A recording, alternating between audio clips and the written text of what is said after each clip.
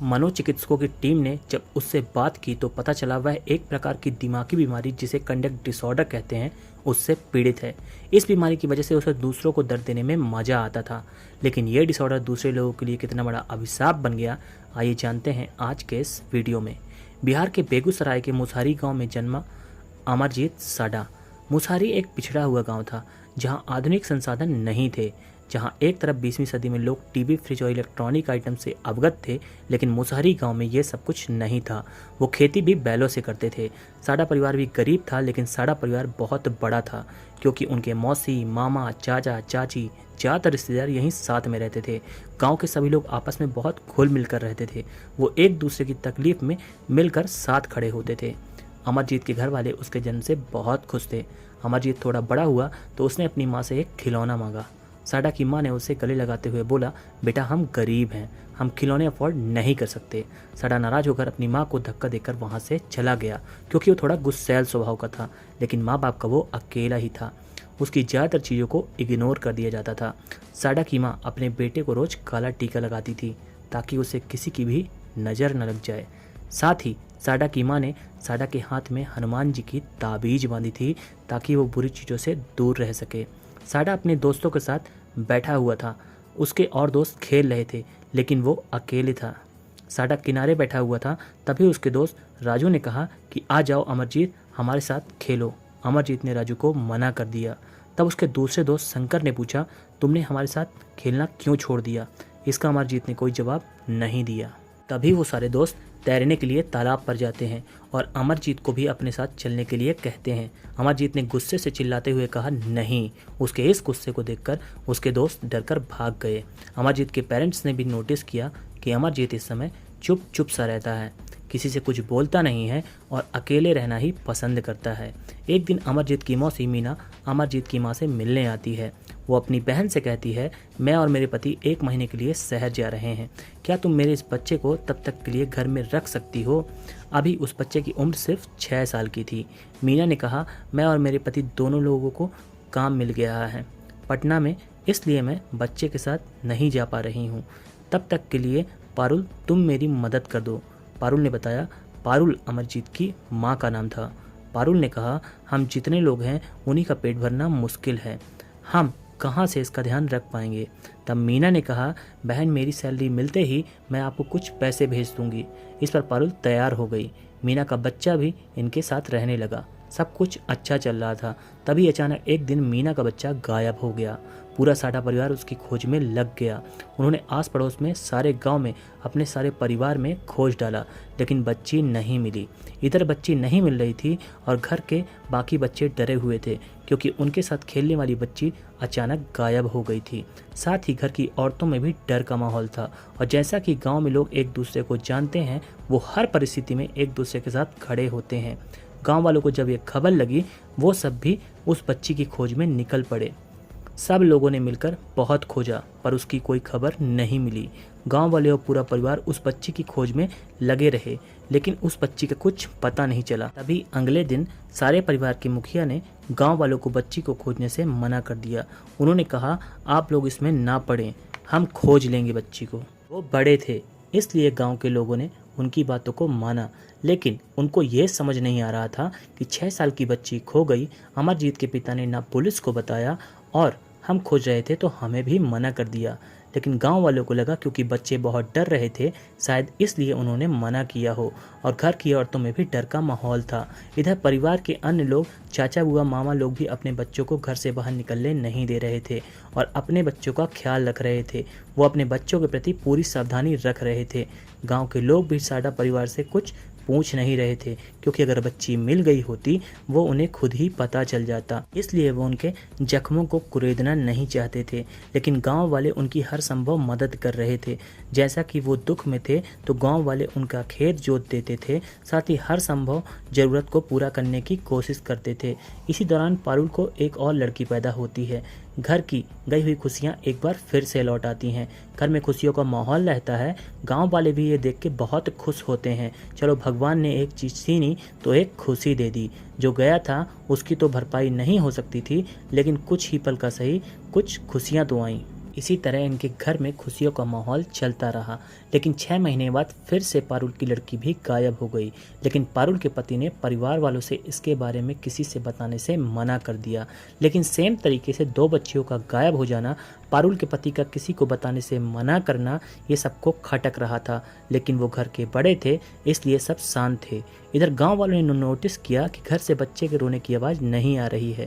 लेकिन साडा परिवार ने इस बारे में कोई चर्चा नहीं की। गांव वालों को अंदेशा तो हो रहा था, लेकिन साडा परिवार ने इस बारे में कोई बात ही नहीं की। साथ ही साडा परिवार ने अब घर से बाहर निकलना भी बहुत कम कर दिया था। जब साडा परिवार ने कुछ नहीं कहा तो गांव वालों ने भी इस बात पर ज़्यादा ध्यान नहीं दिया। धीरे धीरे समय निकलता गया। अमरजीत की मौसी यानी मीना, जो 1 महीने का बोल के गई थी, वो अब कई महीनों बाद घर लौटी। वो अपनी बहन पारुल के पास पहुंची अपनी बेटी लेने के लिए। लेकिन पारुल ने बताया वो खो गई है। बहुत समय पहले हमने ढूंढने की बहुत कोशिश की, लेकिन हम उसका पता नहीं लगा सके। मीना ने खुद को बहुत कोसा, आखिर क्यों मैं बाहर काम करने गई। उसका रो रो कर बुरा हाल था। सारा साडा परिवार ने उसको ढाढ़स बंधाया। गांव वाले भी उसके दुख में उसके साथ खड़े थे। लेकिन पारुल, उसके परिवार वाले और गांव वाले भी यही बता रहे थे कि उसकी बच्ची खो गई थी। मीना ने भी इसको अपनी किस्मत मान लिया। धीरे धीरे चीज़ें नॉर्मल होने लगीं। तभी गांव में एक और बच्ची गायब हो गई, जिसका नाम था खुशी। दरअसल गांव की एक महिला जिसका नाम देवी था, उसकी बच्ची खुशी अभी 3 साल की थी और अभी अभी उसने स्कूल जाना शुरू किया था। खुशी की मां काम पर जाती थी, इसलिए काम पर जाते वक्त देवी उसे स्कूल छोड़ देती थी और आते वक्त उसे घर ले जाती थी। लेकिन आज देवी को खुशी नहीं मिली। उसने बहुत ढूंढने की कोशिश की पर खुशी नहीं मिली। उसे लग गया कि कहीं साडा परिवार की तरह मेरी भी बच्ची तो नहीं खो गई। बहुत ढूंढने पर जब उसे बच्ची नहीं मिली, तब उसने गांव वालों को इस बारे में खबर की। गांव वाले भी साथ में मिलकर खुशी को ढूंढने लगे। वो पूरे जोरों शोरों से ढूंढ रहे थे, क्योंकि उन्हें पता था कि 3 साल की बच्ची आखिर कहीं गई भी होगी तो कितनी दूर तक गई होगी। देवी और गांव वालों ने जब इस लड़की को बहुत ढूंढा और वो नहीं मिली, तब देवी और गांव वाले पुलिस के पास गए।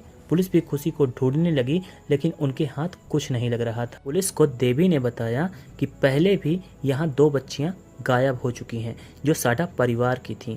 पुलिस साडा परिवार के मुखिया के पास पहुंचा तो पूछता है कि आपके यहाँ से 2 बच्चियाँ गायब हो गईं और आपने पुलिस की मदद क्यों नहीं ली। तब साडा परिवार के मुखिया ने कहा, हमारे परिवार का नाम खराब होता, इसलिए हमने आपकी मदद नहीं ली। पुलिस ने उन्हें बहुत डांटा, कैसे पेरेंट्स हैं आप, आपकी 2 बच्चियाँ गायब हो गईं और आपने पुलिस को इन्फॉर्म तक करना भी ठीक नहीं समझा। अगर आपने पहले इन्फॉर्म किया होता तो आज आपकी दूसरी बेटी गायब नहीं हुई होती और ना ही ये लड़की गायब हुई होती। मुखिया ने कहा, गलती हो गई साहब। इतना सब कहने के बाद पुलिस वालों ने कहा कि खुशी के बारे में आपको कुछ पता है। तो साडा परिवार ने कुछ नहीं कहा, लेकिन अचानक पारुल अपने बच्चे अमरजीत की ओर इशारा करते हुए बोली, शायद ये खुशी को खोजने में आपकी मदद कर सकता है। अमरजीत पुलिस के सामने आया। वो सिर्फ पुलिस को एकटक देखे जा रहा था। पुलिस उससे पूछ रही थी, क्या तुम खुशी के साथ खेलते थे? तुम्हें पता है खुशी कहाँ है? अमरजीत कोई जवाब नहीं दे रहा था, बस लगातार वो हंसे जा रहा था। पुलिस को लगा इसके पास सिर्फ हम अपना टाइम वेस्ट कर रहे हैं। पुलिस जाने लगी, तभी अमरजीत ने कहा, एक बिस्किट दोगे तो मैं बता दूंगा खुशी कहाँ है। पुलिस ने उसको बिस्किट का पैकेट ला कर दिया। उसने बिस्किट खाए। इसके बाद वो पुलिस वालों को एक मैदान के पास लेकर गया। मैदान के में पहुंचकर उसने एक जगह पड़ी हुई झाड़ियों की तरफ इशारा किया। पुलिस ने झाड़ियों को हटाया तो वहां पर खुशी की खून में लथपथ बॉडी मिली। वहीं दूसरी तरफ अमरजीत ये नज़ारा देखकर हंस रहा था। वो लगातार हंसे जा रहा था। पुलिस को कुछ समझ नहीं आ रहा था, क्योंकि खुशी की बॉडी यहाँ पर है, ये अमरजीत को कैसे पता था। साथ ही ये लगातार हंस क्यों रहा है। पुलिस वाले उसे पकड़कर थाने ले गए, जहाँ पुलिस वालों ने उसे बहुत डराया धमकाया, लेकिन उसने कुछ नहीं बताया खुशी के बारे में। उसे इतना डराया, लेकिन उसके चेहरे में एक सिकन नहीं थी। एक 8 साल का बच्चा जिससे पुलिस पूछताछ कर रही थी, और वो सिर्फ हंस रहा था, एक क्रीपी सी स्माइल देकर। पुलिस पूछ के परेशान हो गई। पुलिस ने पूछना बंद कर दिया। तब अमरजीत ने कहा, एक बिस्किट दोगे तो मैं बताऊंगा।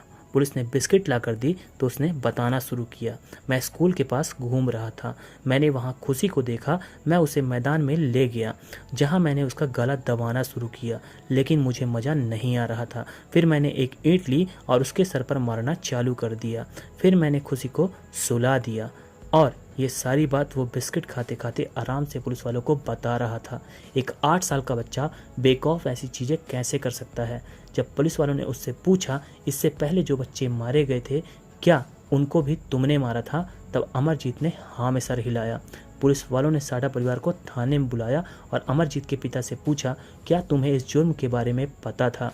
तब पिता ने कहा, हाँ मैं जानता था। जब इसने 6 साल की बच्ची को मारा था, अपनी मौसी की बेटी को, तब पहले हम उसको ढूंढ रहे थे, लेकिन कुछ समय बाद हमें पता चल गया कि इसने ही खून किया था। इसलिए हमने परिवार वालों को मना किया था किसी को बताने को, और दोबारा जब इसने अपनी बहन को मार दिया तब भी हमने सबसे ये बात छिपाई।